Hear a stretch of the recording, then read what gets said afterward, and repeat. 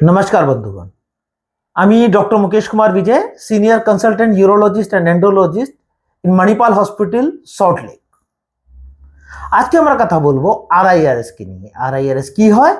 It is retroscopic intrarenal surgery. मतलब আমি পেছাবের রাস্তা দিয়ে আপনার ইউরেথ্রা দিয়ে পেছাবে থ্যালিতে ঢুকি, ওখান থেকে ইউরেটার থ্রু আমি কিডনিতে ঢুকে কিডনির মধ্যে কোনো সার্জারি করতে হলে ওটা করি।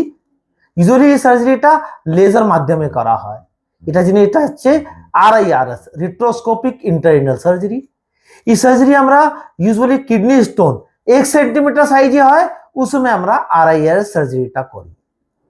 ওটা ছাড়া অনেকবার ডায়াগনস্টিক প্রসিজার, কোনো পেশেন্টের সঙ্গে ব্লাড আসছে, কোনো কিডনিতে টিউমার আছে, ওটা भी আমরা করি। ওটা ফালগ্রেশন করতে হলে ওটা भी করি। কিন্তু usually less than 1 centimetre stone হলে আপনার লেজার দিয়ে RIRS through kidney stone surgery করা হয়। নো কাট, নো স্টিচ। নমস্কার।